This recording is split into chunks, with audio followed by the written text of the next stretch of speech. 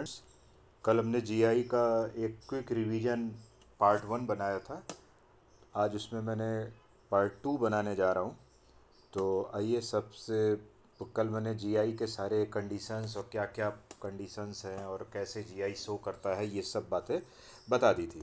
लेकिन आज हम जो है उसमें एक हमें रह गया था सीआईपी रूल। तो हम सीआईपी रूल की बात करते हैं पहले थोड़ा, और फिर उसके बाद आगे देखेंगे। ठीक है। तो मान लीजिए कि सबसे पहले जीआई में सीआईपी रूल। अब सीआईपी रूल अप्लाई कब होता करते हैं ये देखते हैं। तो जैसे मान लीजिए कि कोई कंपाउंड है, या फिर पहले ये समझ लेते हैं, सी का मतलब है कान, साइंटिस्ट के नाम से है इन गोल्ड, और पी से मतलब प्रीलॉग। ठीक है। तो प्रीलॉग रूल, तो इसको साइंटिस्ट के नाम पर एब्रीविएशन लेकर के सीआईपी रूल कहते हैं। ये बेसिकली कब लगाया जाता है, जब मान लीजिए ऐसा कोई कंपाउंड है सी डबल बॉन्ड सी और ये है, और अब तुम यहाँ पर देखो कि जैसे मान लो यहाँ फ्लोरीन है और यहाँ क्लोरीन है और यहाँ ब्रोमीन और आयोडीन। तो अगर हम तुमसे पूछें कि ये कंपाउंड जीआई शो करेगा कि नहीं, तो तुम बोलोगे फ़ौरन कि जीआई तो ये शो करेगा ही करेगा। अब जब जीआई शो करेगा तो तुमने इसका जीआई भी बना के दिखा दिया। ठीक है। लेकिन अब इसमें हम सिस ट्रांस नहीं लिख सकते हैं, सिन और एंटी भी नहीं लिख सकते हैं। सिन और एंटी केवल कार्बन के अलावा कोई एलिमेंट होता है तब लिखते हैं।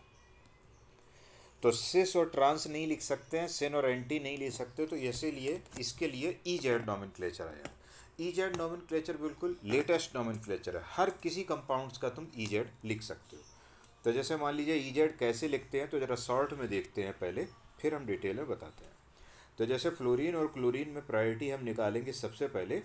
जैसे तुमने ये ईजेड देखना, इसको तुमने ऐसे किया, और फ्लोरीन और क्लोरीन में क्लोरीन की प्रायोरिटी ज़्यादा है। क्यों ज़्यादा है? क्योंकि on the basis of atomic number निकाला जाएगा। जिसका एटॉमिक नंबर ज़्यादा होगा उसकी प्रायोरिटी ज़्यादा होगी। एंड साइमल्टेनियसली आयोडीन और ब्रोमीन में देखेंगे, आयोडीन की प्रायोरिटी ज़्यादा है।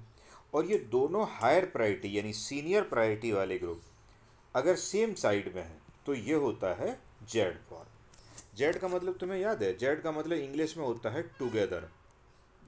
इसका जर्मन मीनिंग, जर्मन वर्ड जो होता है ये होता है सुजामेन, लेकिन इसका इंग्लिश मीनिंग होता है टुगेदर। और साथ ही साथ में यहाँ सी एल का प्रायोरिटी ज़्यादा है, ये मैंने डिस्कस किया हुआ है उसमें पार्ट 1 में। और ये तुम्हारा आयोडीन का प्रायोरिटी ज़्यादा है। और ये दोनों कैसे हो गए? तुम्हारे अपोजिट डायरेक्शन में हो गए। तो अपोजिट डायरेक्शन में हो गए तो इसे हम कहेंगे ई फॉर्म। और ई फॉर्म का मतलब है, यहाँ पर आ जाता है, ई का मतलब है एंट गीगन। एंट गीगन जर्मन वर्ड है और इसका इंग्लिश मीनिंग होता है दैट इज अपोजिट। ओके। तो ये चीज़ है। तो अब हमें यहाँ पर, अब ये इतना तक तो सही है, लेकिन हमें ये देखना है कि किस कंपाउंड, किस ग्रुप की प्रायोरिटी कैसे निकालोगे, ये थोड़ा इंपॉर्टेंट है। This is in the CIP rule. तो सीआईपी रूल क्या है, पहले थोड़ा सा इसके बारे में हम देखते हैं। ओके। तो सीआईपी रूल में कुछ रूल हैं। सबसे पहला रूल है कि प्रायोरिटी सबसे पहले किस बिहाफ पर निकाली जाती है? On the basis of atomic number. Priority जैसे तुमसे हम कहें कि किस में ज़्यादा होगी, तो तुम किस पे देखोगे? प्रायोरिटी बेस्ड, है ना, फर्स्ट किस पर आएगी? एटॉमिक नंबर पर। एटॉमिक नंबर के आधार पर हम प्रायोरिटी को देखेंगे। यानी इसका मतलब है कि जिसका एटॉमिक नंबर ज़्यादा होगा उसकी प्रायोरिटी ज़्यादा होगी, जिसका एटॉमिक नंबर ज़्यादा होगा उसकी प्रायोरिटी ज़्यादा होगी, और जिसका एटॉमिक नंबर कम होगा उसकी प्रायोरिटी कम होगी। तो ये एटॉमिक नंबर पे निकाला है। तो जैसे मान लो फ्लोरीन और क्लोरीन में कहा जाए, क्लोरीन की प्रायोरिटी ज़्यादा है। ब्रोमीन और आयोडीन में कहा जाए तो आयोडीन की प्रायोरिटी ज़्यादा है। अब मान लो इसके बाद तुमने कहा कि मान लो आइसोटोप्स मिल जाए, तो अगर इन केस ऑफ आइसोटोप्स, तो फिर तुम्हारे सामने प्रॉब्लम आ गई कि आइसोटोप्स का एटॉमिक नंबर तो सेम है। तो इन्होंने कहा कि आइसोटोप्स के लिए एटॉमिक मास देख लो, यानी जिसका एटॉमिक मास ज़्यादा है उसकी प्रायोरिटी ज़्यादा हो। तो in case of isotopes see atomic mass. Okay. Now point number 3। अब आपको क्या करना है, जैसे मान लो तुमसे एक क्वेश्चन कहा जाता है कि यार मिथाइल, ओके, और ये रहा इथाइल, और इन दोनों में पूछा जाए प्रायोरिटी किसकी ज़्यादा है।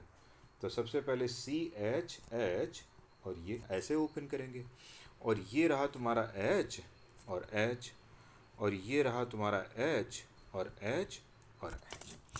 अब हमें यहाँ पर देखना है किसकी प्रायोरिटी ज़्यादा है। तो पहला एलिमेंट देखेंगे, मॉलिक्यूलर मास कभी भी नहीं निकालेंगे, क्या करेंगे, पहला एलिमेंट देखेंगे। तो पहला एलिमेंट यहाँ कार्बन है, यहाँ पर भी पहला एलिमेंट क्या है, कार्बन है। अब दूसरे नंबर पर एलिमेंट है वो क्या है, हाइड्रोजन। तो पहले नंबर पर कार्बन है और दूसरे नंबर पर हाइड्रोजन है। यहाँ पर पहले नंबर पर कार्बन है और दूसरे नंबर पर कार्बन हाइड्रोजन हाइड्रोजन है। तो तुम देख सकते हो कि यहाँ पर जो है सेकंड वाले की प्रायोरिटी ज़्यादा है, और सेकंड वाले की प्रायोरिटी ज़्यादा है तो इसका मतलब इथाइल ग्रुप की प्रायोरिटी ज़्यादा है। क्यों? क्योंकि सेकंड ग्रुप में कार्बन आ गया है, पहला एलिमेंट या कोई भी एलिमेंट, और फर्स्ट इस वाले पहले वाले में सेकंड एलिमेंट तुम्हारा हाइड्रोजन है। मतलब कोई भी एक एलिमेंट अगर ज़्यादा एटॉमिक नंबर का मिल जाएगा तो उसकी प्रायोरिटी ज़्यादा हो जाएगी। और साथ ही साथ एक बात और ध्यान रखिएगा कि यहाँ पर पहले नंबर के एलिमेंट से जो भी एलिमेंट जुड़े हैं वो सब कितने हैं, 2 नंबर वाले। ये 2 नंबर का एलिमेंट है, ये 2 नंबर, ये 2 नंबर, यहाँ पर 2 नंबर, ये 2 नंबर और ये 2 नंबर। तो अगर ऐसे ही 2 नंबर से जो जुड़े होंगे वो 3 नंबर, इस तरीके से हमको देखना होता है। ठीक है, तो ये तुम्हारा रूल हो गया 4, 3 रूल हो गए इस तरीके से।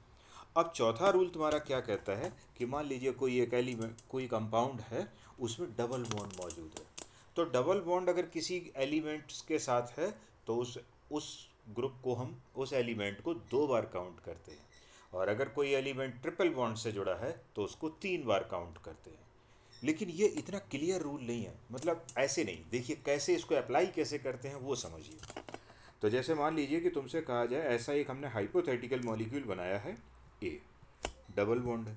तो पहली बात तुमसे कहा गया कि इसमें और CH3 में प्रायोरिटी ऑर्डर बताइए। तो ये नहीं कि तुमने देखना शुरू कर दिया पहला एलिमेंट कार्बन है दूसरा है, ऐसा नहीं। सबसे पहले इस ग्रुप को क्या करना है, सेचुरेट करना है।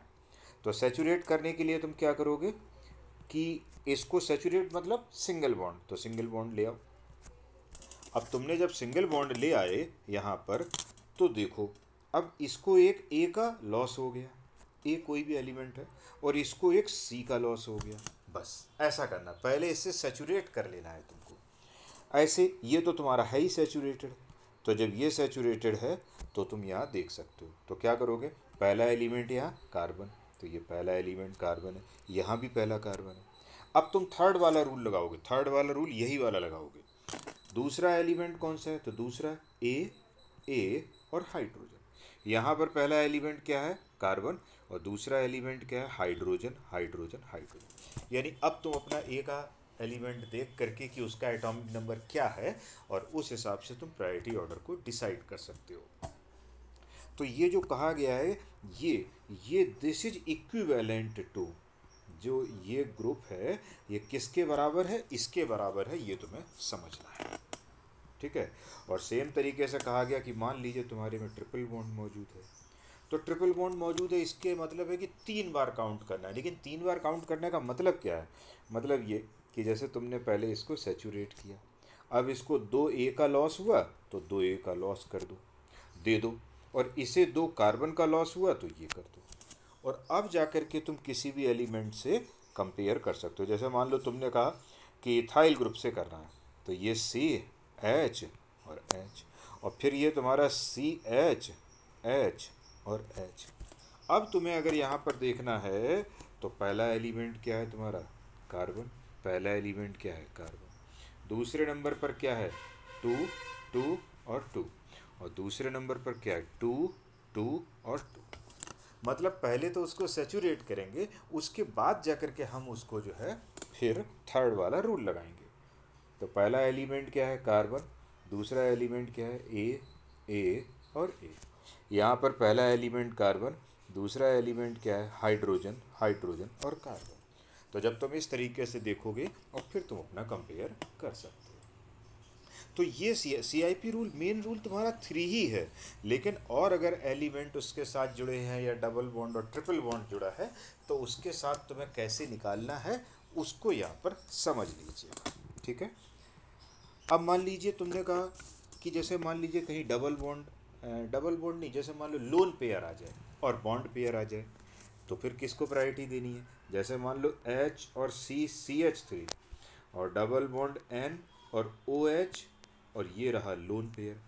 तो H और CH3, भाई सिन और एंटी तो लिख लोगे तुम इसका, लेकिन E और Z लिखने के लिए H और CH3 में से किसकी प्रायोरिटी ज़्यादा है? कार्बन की वजह से CH3 की ज़्यादा है। और इधर एक है तुम्हारा बॉन्ड पेयर, ओके, और एक है तुम्हारा लोन पेयर। तो याद रखो OH की प्रायोरिटी ज़्यादा है।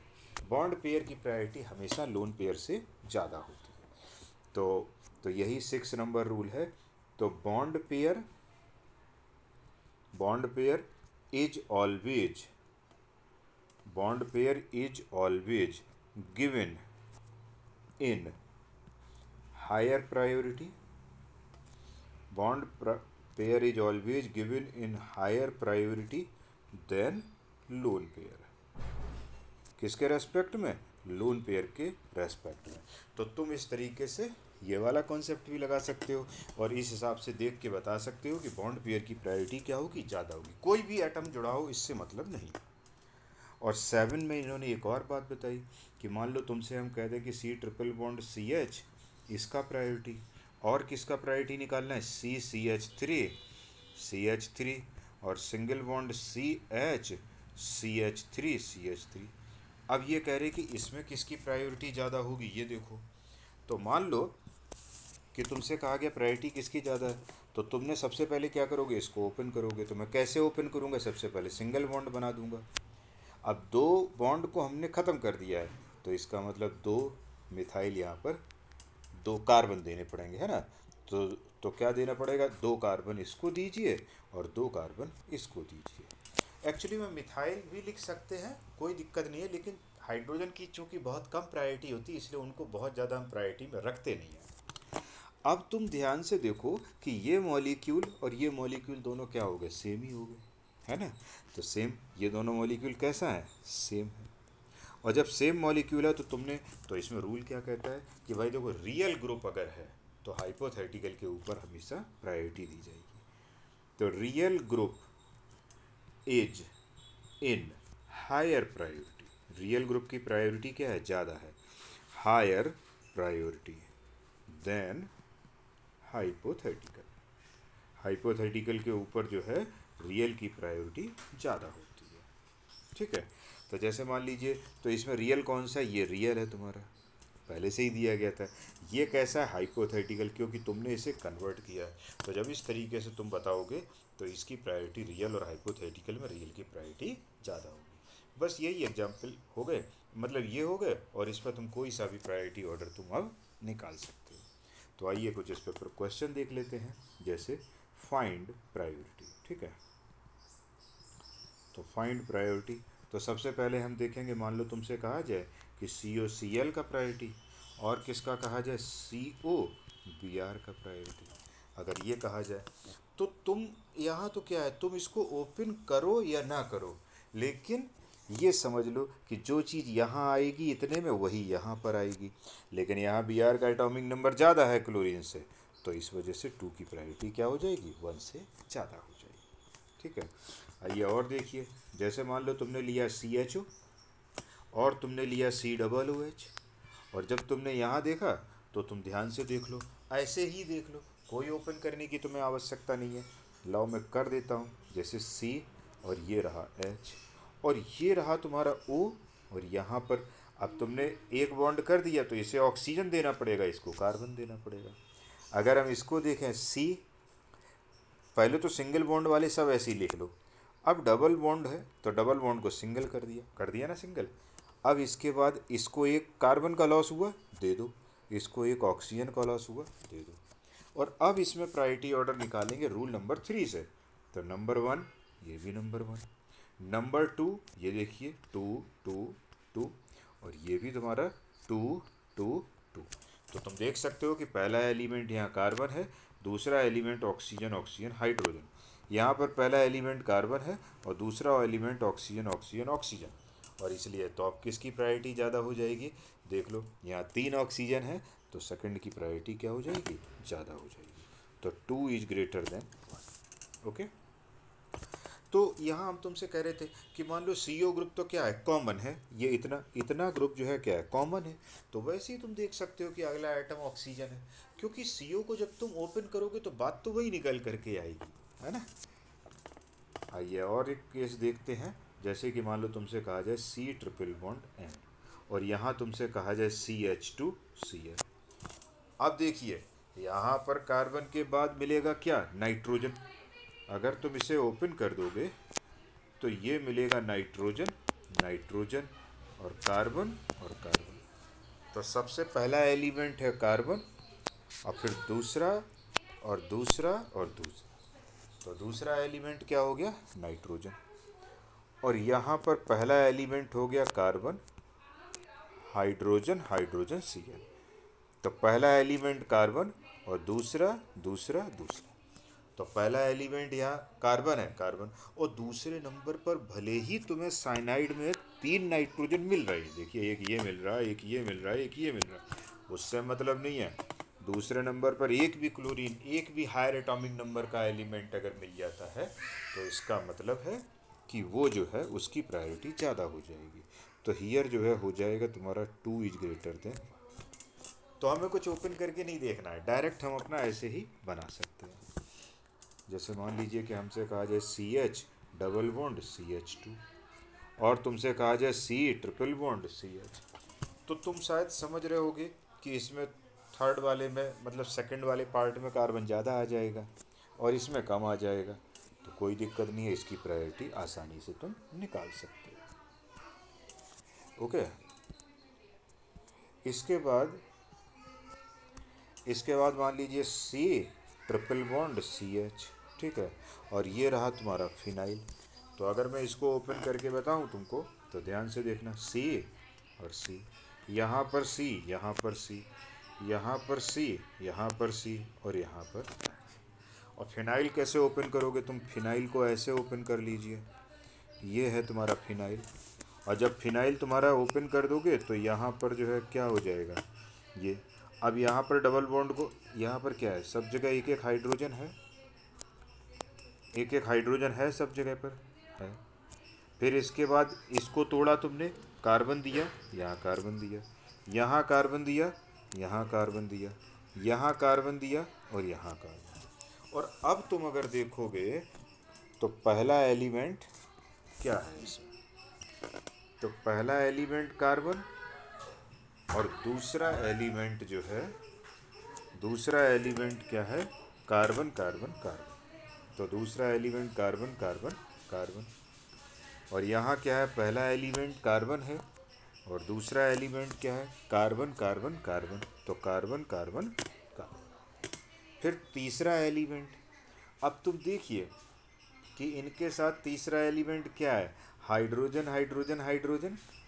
तो ये रहा तुम्हारा हाइड्रोजन हाइड्रोजन हाइड्रोजन, ये।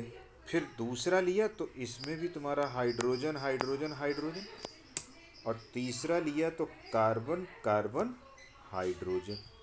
ओके, और इसमें लेंगे हम तो यहाँ पर लेंगे तो carbon carbon carbon, sorry carbon नहीं, यहाँ पर हाइड्रोजन है।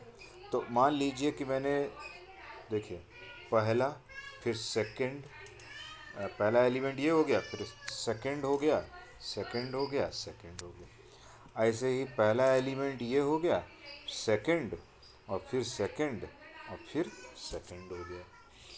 तो इस वाले 1 सेकंड पे लेना है तुमको, तो उस पर क्या है, कार्बन कार्बन हाइड्रोजन, तो कार्बन कार्बन हाइड्रोजन।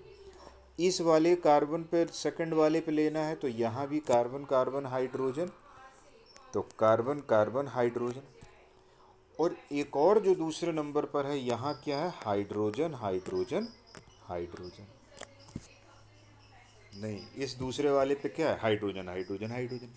और यहाँ पर क्या है, अब एक हाइड्रोजन हाइड्रोजन बराबर हो गया, ये हाइड्रोजन बराबर नहीं है लेकिन ये और ये बराबर हो गया, लेकिन ये तुम्हारा अलग आ गया, ये वाला ये अलग आ गया इससे।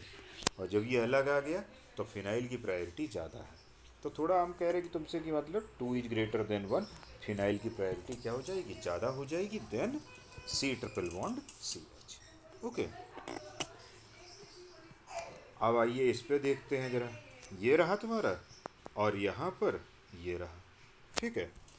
अब यहाँ पर अगर हम इसको ओपन करें तो तुम बहुत ही आसानी से समझ सकते हो कि जब तुम इसको ओपन करोगे तो ये कार्बन और ये कार्बन, तो इसकी प्रायोरिटी ज़्यादा हो जाएगी, क्योंकि भाई सीधी सी बात है, नंबर ऑफ कार्बन एटम क्या है, ज़्यादा है, और नंबर ऑफ कार्बन एटम ज़्यादा है तो उसकी प्रायोरिटी भी ज़्यादा हो जाएगी। ओके, एक मिनट।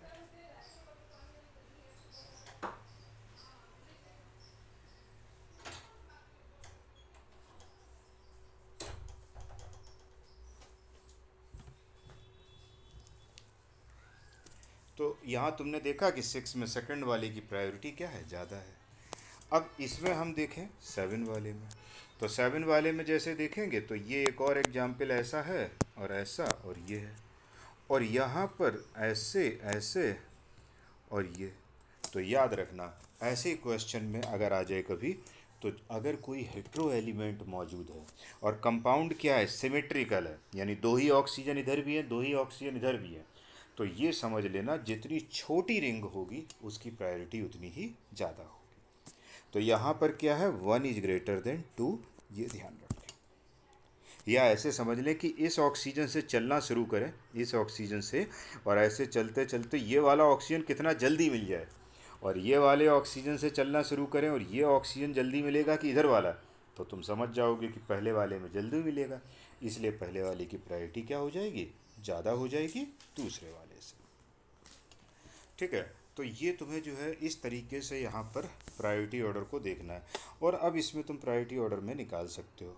ठीक है, तो इसमें कोई दिक्कत नहीं है। आइए, तो ये CIP रूल का पूरा रूल है, इसमें मैंने कुछ प्रायोरिटी बताए तुमको, और इसी आधार पर तुम जो है अब कोई भी क्वेश्चन सॉल्व कर सकते हो। जैसे कि एक IIT में क्वेश्चन आया था, मैं तुम्हें वो बता देता हूँ जरा। उसमें पूछा था कि how many GI formed for compound having molecular formula okay। तो मॉलिक्यूलर फार्मूला C2FClBrI, इसमें कितने बनेंगे, तो सबसे पहले तुम क्या करोगे, DU1, और DU1 है तो पहले इसमें पॉसिबिलिटी देखो, तो C डबल बॉन्ड C, ये रहा फ्लोरीन और ये रहा क्लोरीन, ब्रोमीन और आयोडीन। फिर तुमने एक और ऐसा बनाया, C double bond C, fluorine, अब फ्लोरीन के साथ तुमने क्लोरीन किया तो अब क्यों यार ब्रोमीन ले लो, है ना, और क्लोरीन और आयोडीन।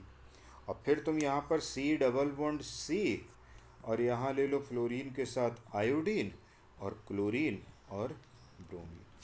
अब तुम ध्यान से देख लो, ये 3 आइसोमर्स बनेंगे, चौथा कोई भी नहीं बनेगा फिलहाल, लेकिन अब इनके GI भी बनाएंगे। तो जब तुम GI बनाओगे तो GI में अगर ये E है तो Z है, तो इसका हम GI बना लेते हैं। तो GI में पहले बना ले, फिर हम सोचेंगे EZ के बारे में। तो ये फ्लोरीन, क्लोरीन, आयोडीन और ब्रोमीन, 3 ही कंपाउंड बनेंगे। एक बार फ्लोरीन के साथ क्लोरीन लिया, एक बार फ्लोरीन के साथ ब्रोमीन लिया, एक बार फ्लोरीन के साथ आयोडीन, बस ऐसे करना है।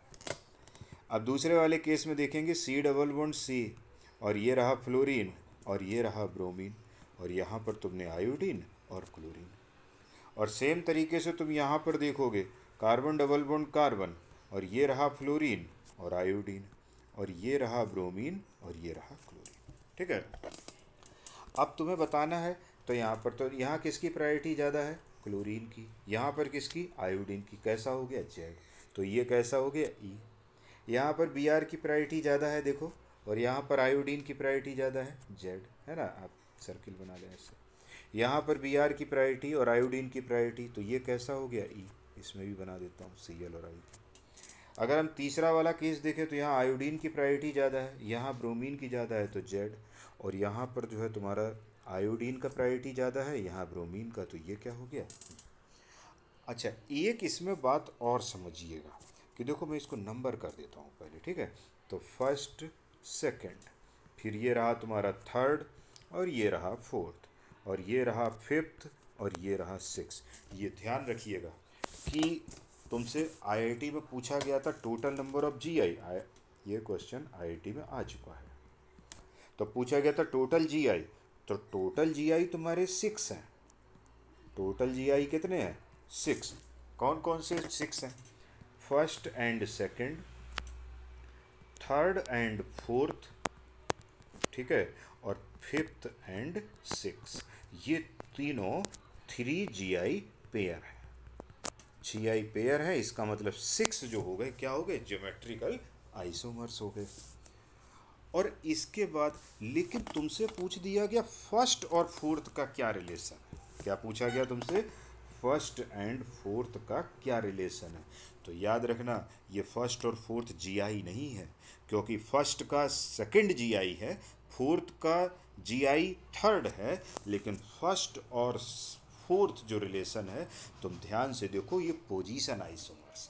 कैसे नंबरिंग कर दो, 1 to 1 पे ब्रोमीन है और यहाँ पे 1 पे ब्रोमीन है, लेकिन 1 पे आयोडीन है और यहाँ तुम्हारा 2 पे आयोडीन है, देख लो। और जब ऐसा है तो फर्स्ट एंड फोर्थ, यानी हम सीधा ये समझ लें कि फर्स्ट एंड फोर्थ भी आप ना कहिए, मतलब इन पेयर को छोड़ करके, किनको, इनको पेयर को छोड़ करके रेस्ट ऑल पेयर है ना, रेस्ट ऑल पेयर क्या है, ये आपस में सारे के सारे पेयर क्या है, ये है तुम्हारे पोजीशन आइसोमर्स। देख लो तुम सभी में पोजीशन आइसोमर्स है, और इसी को हम क्या कहते हैं, स्ट्रक्चरल आइसोमर्स। ठीक है, तो ये तुम्हारा हो जाता है स्ट्रक्चरल आइसोमर्स, या फिर हम इसे कहते हैं पोजीशन आइसोमर्स, पोजीशन आइसोमेरिज्म या स्ट्रक्चरल आइसोमेरिज्म। तो ये बात को भी ध्यान रखिएगा। तो इसमें जो क्वेश्चन पूछा गया था उसको भी आप यहाँ पर ध्यान से देख लें। ठीक है, आइए अब इसमें, तो ये तुम्हारा क्वेश्चन हो गया और बस। तो अब हमें यहाँ पर जो है, तो ये तुम्हारा इस तरीके से क्वेश्चन आ गया IIT का। और अब हम यहाँ पर जो है क्या कराते हैं, तुमको एक सोच रहे हैं कि अब हम ये और करा दूँ कि कौन से कंपाउंड GI शो करेंगे, कुछ एग्जाम्पल। ठीक है, तो आइए क्वेश्चन देखते हैं। How many of compound, how many compound, how many compound will show GI।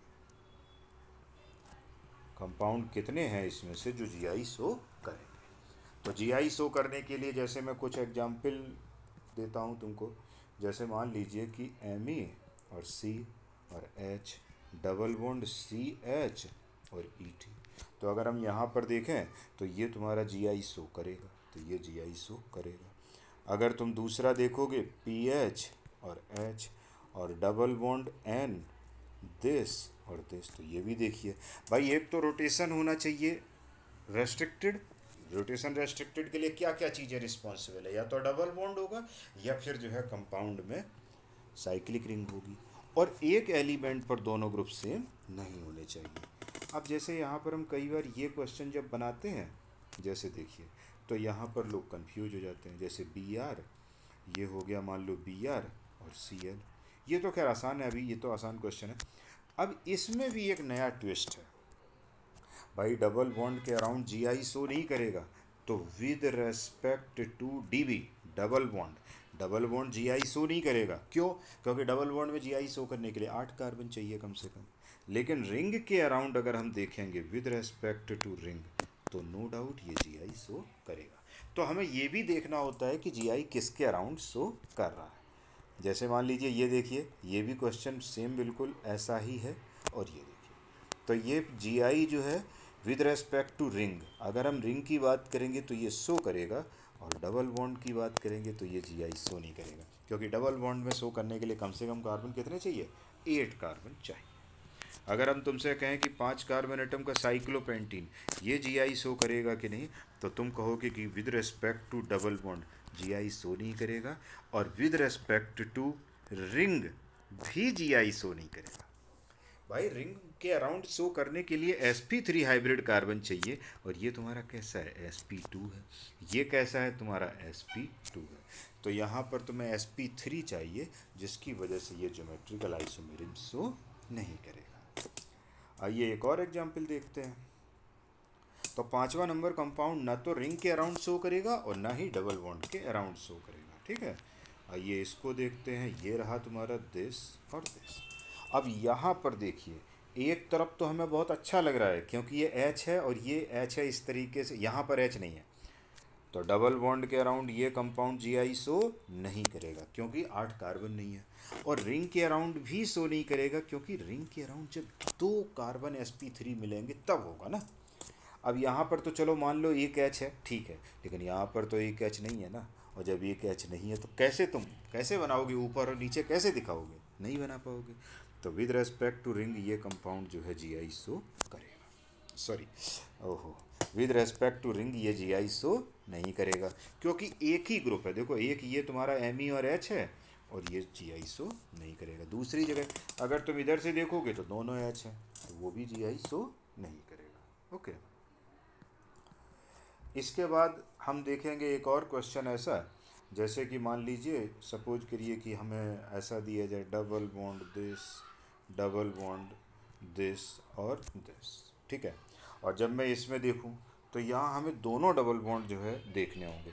तो ये डबल बॉन्ड जो है जी आई, ये डबल बॉन्ड जो है जी आई शो नहीं करेगा। क्यों नहीं शो करेगा? क्योंकि यहाँ दोनों क्या है, हाइड्रोजन लगे हैं। क्या है, दोनों हाइड्रोजन लगे हैं। और ये डबल बॉन्ड जो है तुम्हारा जी आई शो कर जाएगा यहाँ पर। तो with respect to double bond ये जो है इस वाले डबल बॉन्ड के अराउंड ये जी आई शो कर जाएगा, ठीक है। साइमल्टेनियसली अगर मैं एक और एग्जांपल देखता हूँ तो ऐसे डबल बॉन्ड एन और फिर ये तुम्हारा रहा और ऐसे। अगर मैं इसके बारे में बात करूँ तो ये जो डबल बॉन्ड है तुम्हारा, इसके अराउंड में जी आई शो हो जाएगा, जी आई शो हो जाएगा इसके अराउंड में। क्यों शो हो जाएगा? तुम देख सकते हो कि यहाँ पर रेस्ट्रिक्टेड रोटेशन है और नाइट्रोजन पे कोई दिक्कत नहीं, एक लोन पेयर तो है ही उस पर, तो ये जी आई शो कर जाएगा। अगर हम 9 नंबर एग्जाम्पल देखते हैं तो यहाँ पर हम देखेंगे इस तरीके से, जैसे मान लो ये कंपाउंड आ गया है और यहाँ पर CH3 और CH3। तो अगर यहाँ पर हम देखेंगे विद रेस्पेक्ट टू रिंग, अगर हम विद रेस्पेक्ट टू रिंग देखेंगे रिंग के अराउंड में, तो रिंग के अराउंड में अगर तुम देखोगे तो ये जी आई शो नहीं करेगा। क्यों? क्योंकि कम से कम 8 कार्बन एटम होनी चाहिए, तो नहीं करेगा। और अगर हम डबल बॉन्ड के अराउंड देखें, नहीं मतलब डबल बॉन्ड के अराउंड देखेंगे तो ये जी आई शो नहीं करेगा। क्यों? क्योंकि साइक्लिक रिंग में अगर डबल बॉन्ड होता है तो 8 कार्बन एटम होने चाहिए, तो ये जी आई शो नहीं करेगा। लेकिन भाई साइक्लिक रिंग के अराउंड देखोगे तुम तो उसके लिए sp3 हाइब्रिड होना चाहिए, और तुम्हारा क्या है यहाँ पर sp2, ये क्या है sp2, और sp2 हाइब्रिड कार्बन में जी आई शो नहीं होता है, ये समझ लें, ठीक है। अगर हम यहाँ पर देखते हैं जैसे और एक एग्जाम्पल, जैसे ये एक एग्जाम्पल हमें अच्छा लगता है, जैसे Br और ये रहा Cl, डबल बॉन्ड दिस, ठीक है, और फिर इसके बाद डबल बॉन्ड और ये रहा Br और ये रहा Cl। तो अगर मैं यहाँ पर देखता हूँ तो यहाँ बहुत आसान केस है कि सबसे पहले हमने तुमसे क्या कहा था कि साइक्लिक रिंग को डबल बॉन्ड से रिप्लेस कर दीजिएगा। तो जब साइक्लिक रिंग को डबल बॉन्ड से रिप्लेस कर देंगे तो ये कैसे हो जाएगा, देखिए ऐसा हो जाएगा ये डबल बॉन्ड। और फिर तुम जानते हो 3 डबल बॉन्ड का मतलब क्या हो गया, मॉलिक्यूल प्लेनर हो गया। और जब प्लेनर हो गया तो फिर वो जी आई शो करेगा ही, बशर्ते एक एलिमेंट पर दोनों ग्रुप सेम ना लगे हों। तो नहीं लगे, दोनों जगह Br Cl अलग अलग लगा हुआ है, तो ये कंपाउंड जी आई शो कर जाएगा। अगर हम एक और एग्जाम्पल देखते हैं ऐसे ही, तो ये रहा CH3 और H और दिस, तो ये रहा और ये रहा, ठीक है, और ये रहा दिस और दिस। तो अगर हम ध्यान से देखें तो ये वाला जी आई यूनिट कैसा है, नॉन प्लेनर है। क्योंकि तुमने कहा था कि नॉन प्लेनर, तुमने कहा था कि जी आई कैसा है, ये नॉन प्लेनर है, क्योंकि even number of double bond molecule non planar, और नॉन प्लेनर कभी भी जी आई शो नहीं करता है। हाँ, ये डबल बॉन्ड है, ये तुम्हारा प्लेनर है नो डाउट, और ये जी आई शो करेगा, तो दिस विल शो जी आई, ठीक है। आइए एक और एग्जाम्पल देख लेते हैं इसी तरीके से, कि जैसे मान लीजिए ये कंपाउंड देख लीजिए और यहाँ पर दिस और दिस। अब तुमसे कहा जाए तो यहाँ with respect to double bond G I show नहीं करेगा। क्यों? क्योंकि डबल बॉन्ड के अराउंड जब जी आई देखेंगे तो कम से कम 8 कार्बन चाहिए, तो नहीं शो करेगा। और साथ ही साथ में, लेकिन अगर हम ये देखें कि विद रेस्पेक्ट टू रिंग अगर हम देखें तो भी नहीं शो करेगा, क्योंकि एक जगह तो ठीक है, एक जगह तो मान लो sp3 हाइब्रिड है तुम्हारा, ये है sp3, लेकिन हमें एक और sp3 चाहिए, और तुम कह रहे हो कि नहीं यहाँ है तो sp3 है नो डाउट, लेकिन दोनों हाइड्रोजन है ना, और एक एलिमेंट पर अगर दोनों ग्रुप सेम हो गए तो फिर वो जीआई शो नहीं करेगा। तो कुल मिला के डबल बॉन्ड के अराउंड शो नहीं करेगा और रिंग के अराउंड भी ये शो नहीं करेगा। ठीक है, आइए एक और एग्जांपल इस तरीके से देखते हैं और फिर बात बढ़ाते हैं। तो एक और एग्जांपल देखिए इस तरीके से, ये रहा तुम्हारा दिस और दिस। अब यहाँ देखिए कि with respect to double bond ये जीआई शो नहीं करेगा, और साइक्लिक रिंग के अराउंड हम बात करेंगे, अगर हम साइक्लिक रिंग के अराउंड बात करेंगे तो भी ये जीआई शो नहीं करेगा। क्यों? क्योंकि भाई अगर तुम डबल बॉन्ड के अराउंड देखोगे तो 8 कार्बन चाहिए, और रिंग के अराउंड देखोगे तो sp3 हाइब्रिड कार्बन चाहिए, जिसपे कि 2 अलग अलग ग्रुप होने चाहिए। तुम्हारे पास कहाँ है? नहीं है, तो इसलिए ये शो नहीं करेगा। अगर हम 14 नंबर में देखेंगे, जैसे मान लो बहुत ही आसान क्वेश्चन देता हूँ तुमसे, किसी ने यही कह दिया। अब ओबियस सी बात है, डबल बॉन्ड तो है लेकिन यहाँ पर क्या है, दोनों हाइड्रोजन है। रोटेशन तो रेस्ट्रिक्टेड है लेकिन ये कंपाउंड जीआई शो नहीं करेगा। तो याद रखो एक बात, ये ध्यान रखिएगा कि अगर कोई कंपाउंड या तो डबल बॉन्ड या फिर साइक्लिक रिंग किसी के भी अराउंड अगर वो जीआई शो करता है, इसका मतलब है कि वो कंपाउंड माना जाएगा कि वो जीआई शो कर रहा है। आइए तो मैं इस तरीके से एक और एग्जाम्पल बताते हैं, that is the very nice example. ये रहा तुम्हारा दिस। अब अगर सिंपल इसमें कुछ ज़्यादा समझ में ना आए तो ये तो समझ में आता है कि भाई देखो यहाँ पर क्या है, एच लगा हुआ है, यहाँ पर क्या है, एच लगा हुआ है। तो ओबियस सी बात है कि एक बार हम दोनों एच एक रिंग के अराउंड में देखेंगे, तो एक रिंग देखा और मैं इसको एच बना सकता हूँ, इसको भी एच बना सकता हूँ, और देखना ये तुम्हारा ऐसे रहा और ये ऐसे, और कुल मिला के मैं ऐसे अगर देखूँ तो ये सिस बन गया। और सिस के बाद जब मैं ट्रांस इसका बनाता हूँ, ट्रांस, तो ट्रांस अगर बनाऊँगा मैं तो ये रहा एच और ये रहा तुम्हारा एच, और फिर मैं इसको ऐसे बनाऊँगा और इसको ऐसे, और फिर मैं इसको ऐसे कर दूँगा, तो ये तुम्हारा हो जाएगा सिस और ये हो जाएगा ट्रांस।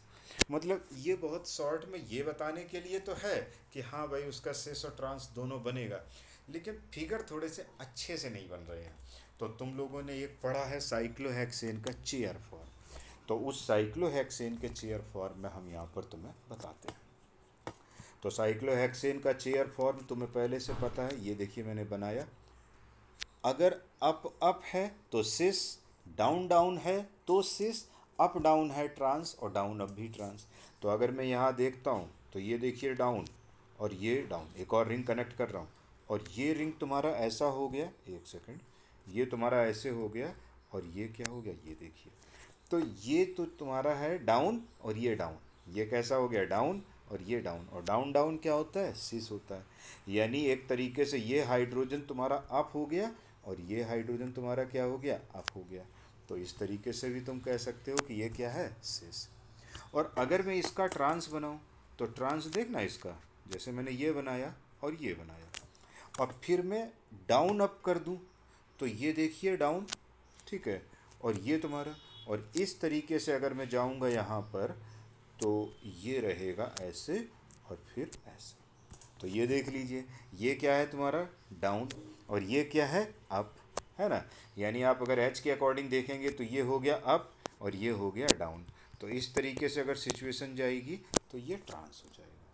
तो सिस और ट्रांस दोनों बनेंगे, तो इसको हम डेकालिन कहते हैं, और डेकालिन का जीआई हम यहाँ पर बता सकते हैं। तो ये जो है तुम्हारे सिस और ट्रांस, ये बहुत अच्छा एग्जाम्पल है जिसको कि तुम देख सकते हो। ठीक है, चलिए फिर मैं अगला जो है इसका और पार्ट, जो कि नंबर ऑफ ज्योमेट्रिकल आइसोमर्स के एग्जाम्पल और फिजिकल प्रॉपर्टीज़ ऑफ जीआई के एग्जाम्पल, हम तुम्हें अगले वीडियो में बताते हैं। और अभी थोड़ा जो है इसको एंड करते हैं, कि मैं नेक्स्ट वीडियो में बनाता हूँ। ओके, और कोई बात हो तो लिखिएगा, इसमें हमको लिखिएगा, कोई भी डाउट है तो। Okay, thank you.